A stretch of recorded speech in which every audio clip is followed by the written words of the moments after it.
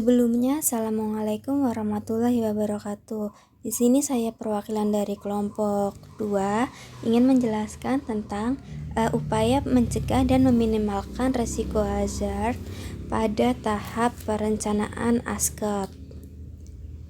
Yang selanjutnya ini ada definisi asuhan keperawatan dan risiko hazard. Asuhan keperawatan adalah suatu pendekatan untuk pemecahan masalah yang memampukan perawat untuk mengatur dan memberikan asuhan keperawatan. Resiko adalah ukuran kemungkinan kerugian yang timbul dari sumber bahaya hazard tertentu yang terjadi. Dengan kata lain, resiko adalah probabilitas kerusakan atau kerugian dari hazard yang melekat pada spesifik individu atau kelompok yang terpapar oleh hazard tersebut. Hazard adalah merupakan sesuatu yang menimbulkan kerugian. Kerugian ini meliputi pada gangguan kesehatan atau cedera, hilangnya waktu kerja, kerusakan pada properti, area atau tempat kerja, produk atau lingkungan, kerugian pada proses produksi, atau kerusakan-kerusakan lainnya. Yang selanjutnya ada pencegahan saat perencanaan keperawatan. Yang pertama ada identifikasi sumber bahaya yang mungkin dapat terjadi saat penyusun rencana keperawatan. Yang kedua, lakukan penilaian faktor risiko dengan jalan melakukan penilaian bahaya potensial yang menimbulkan risiko kesehatan dan keselamatan kerja saat menyusun perencanaan keperawatan. Yang ketiga, kendalikan faktor risiko yang memungkinkan terjadi saat menyusun rencana tindakan keperawatan. Nah, hal ini dapat dilakukan dengan menghilangkan bahaya, mengganti sumber risiko dengan sarana atau peralatan lain yang memiliki tingkat risiko yang lebih rendah.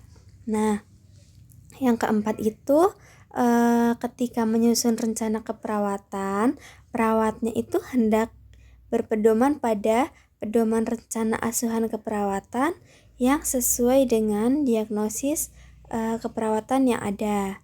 Nah, yang kelima perawat juga diharapkan untuk mampu mempertimbangkan alokasi waktu pencapaian dari rencana keperawatan yang disusun untuk menjadi indikator evaluasi keperawatan. Nah, yang selanjutnya ada pengendalian risiko hazard dalam tahap perencanaan. Yang pertama ada pengendalian teknis atau rekayasa yang meliputi eliminasi, substitusi, isolasi, ventilasi, hygiene, dan sanitasi. Nah, yang kedua ada pendidikan dan pelatihan. Yang ketiga, pembangunan kesadaran dan motivasi yang meliputi sistem bonus, intensif, penghargaan, dan motivasi diri. Nah, yang keempat evaluasi melalui internal audit, penyelidikan, dan etiologi. Nah, yang terakhir penegakan hukum dan pemberian alat pelindungan diri atau APD. Nah, di sini ada penilaian risiko hazard.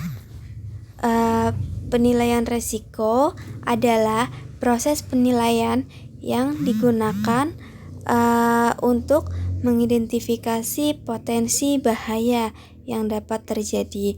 Nah, tujuan dari penilaian risiko ini adalah memastikan kontrol risiko dari proses, operasi, atau aktivitas yang dilakukan berada pada tingkat yang dapat diterima. Gitu. Nah, di sini ada penilaiannya. Yang pertama adalah likelihood, atau biasa disebut L. Likelihood menunjukkan seberapa mungkin kecelakaan terjadi. Yang selanjutnya ada S atau severity, atau consequence severity. Itu menunjukkan seberapa parah dampak dari kecelakaan tersebut. Nah, ada identifikasi risiko hazard. Identifikasi bahaya adalah upaya sistematis untuk mengetahui adanya bahaya dalam aktivitas organisasi. Setiap tempat kerja yang melaksanakan identifikasi risiko dari setiap peristiwa lalu dilakukan pertimbangan pertimbangan kondisi dalam menentukan risiko adalah sebagai berikut. Nah, di situ ada NAE. Yang N itu kondisi operasi normal. Jadi yang N itu normalnya itu misalnya pekerjaan sehari-hari dan sesuai prosedur. Yang A itu abnormal, kondisi operasi abnormal. Contohnya itu seperti pekerjaan di luar prosedur. Yang E itu kondisi darurat. Nah, keadaan yang sulit dikendalikan itu contohnya ya. Ada klasifikasi hazard. Nah, klasifikasi hazard itu ada hazard biologi, kimia, fisik, ergonomi, dan psikologi.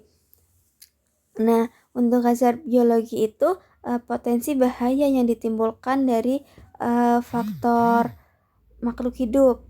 Biasanya hazard ini itu terdapat di lingkungan yang tidak bersih dan kotor gitu. Nah, untuk hazard kimia itu potensi bahaya yang disebabkan oleh sifat dan karakteristik kimia yang dimiliki bahan tersebut. Lalu untuk hazard fisik ini itu adalah potensi bahaya yang disebabkan oleh faktor fisik dari seseorang yang sedang melakukan pekerjaan. Nah, ada yang selanjutnya itu ada hazard ergonomi. Itu adalah potensi bahaya yang disebabkan terjadi karena tidak efisiennya hubungan alat kerja dengan manusianya. Biasanya itu berhubungan dengan perilaku kerja manusia dengan alatnya. Nah, yang selanjutnya itu hazard psikologi. Itu merupakan potensi bahaya yang disebabkan terjadinya suatu konflik dalam lingkungan tersebut.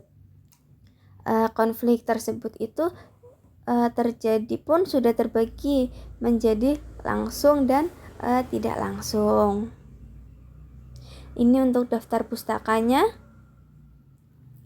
Ya, terima kasih. Sebelum saya tutup, jika ingin bertanya, silahkan langsung bertanya saja. Saya akhiri. Wassalamualaikum warahmatullahi wabarakatuh.